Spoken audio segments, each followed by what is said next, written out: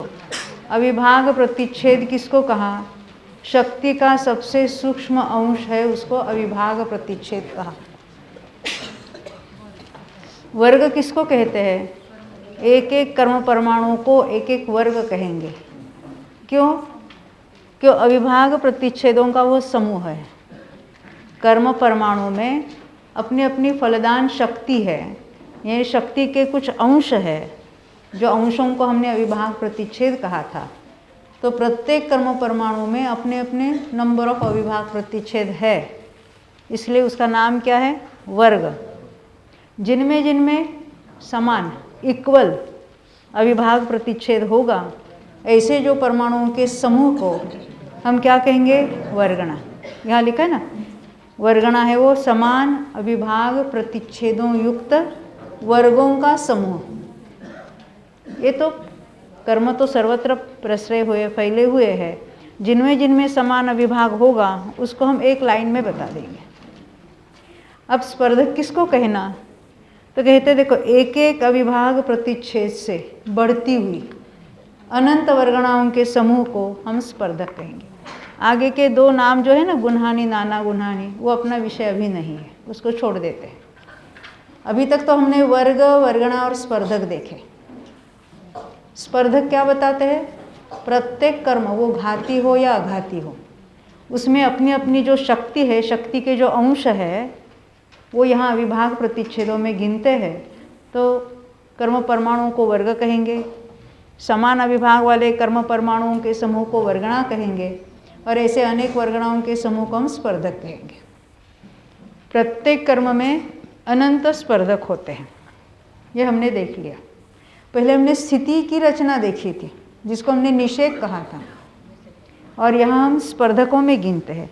तो एक एक निषेक में अनंत स्पर्धक है, यानी प्रत्येक निषेक में जघन्य से लेकर उत्कृष्ट तक सभी टाइप के स्पर्धक सभी पाए जाते हैं। ऐसा नहीं कि नीचे कम है ऊपर अधिक, ऐसा नहीं है। ये तो बात हो गई। अब 5 नंबर का चार्ट निकालिए आपके हाथ में जो है वो।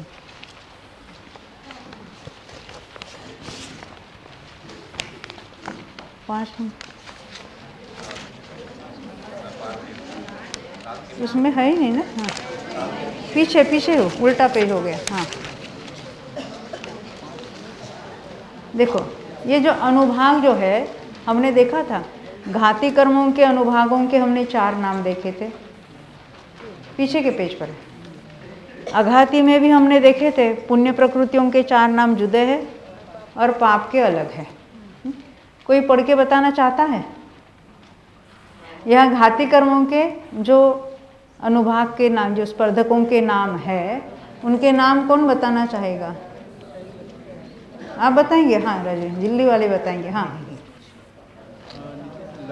हाँ, लता, दारू, अस्थि, बराबर है। किसके नाम देखें? घाती कर्म के। तो मोहनीय के 4 नाम कौन से हो गए? यही। और अंतराय के यही, और ज्ञानावरण के दर्शन, यही नाम सबके सेम है। तो सबके अपने अपने स्पर्धक जुदे जुदे हो गए। ज्ञानावरण के परमाणु जुदे हैं, उसके स्पर्धक जुदे हैं, दर्शनावरण के जुदे हैं, मोहनीय के जुदे हैं, सबके अपने अपने अलग अलग, हर एक की निषेक रचना जुदी है। हर एक की नहीं, अकेले ज्ञानावरण की नहीं, 5 ज्ञानावरण है तो 5 की जुदी जुदी है, 5 के अपने अपने स्पर्धक जुदे हैं। इस तरह से सब में समझना है। यहाँ तक समझ में आई बात? अब हम अघाती के नाम देखते हैं। अघाती के अंदर 2 भेद किए हैं, प्रशस्त और अप्रशस्त। प्रशस्त के नीचे कौन से नाम लिखे हैं? पीछे कोई बताएंगे? रत्नाकर जी आप बताएंगे? हाँ हाँ, गुड़, खांड, शर्करा और अमृत, ये किसके हुए? प्रशस्त प्रकृतियों के। और इसमें जो अमृत वाले हो वो कैसे हो गए? सर्वघाती हो गए कि देशघाती हो गए? देखो, ये सर्वघाती और देशघाती, ये घाती का भेद है, ये अघाती है। हम आपसे पूछते हैं साता और असाता वेदनीय में वो सर्वघाती है क्या देशघाती है? देशघाती। वो अघाती है। अरे घाती में भेद पड़ेगा पूरा घात करता है कि थोड़ा घात करता है। जो घात ही नहीं करता है उसको हम देशघाती सर्वघाती कोई नाम नहीं देंगे, वो अघाती है। यहाँ तक समझ में आई बात? हम आपको कोई भी ट्रिकी क्वेश्चन पूछेंगे, आपको जागरूक रहना है। अभी शाम का समय है ना थोड़ा।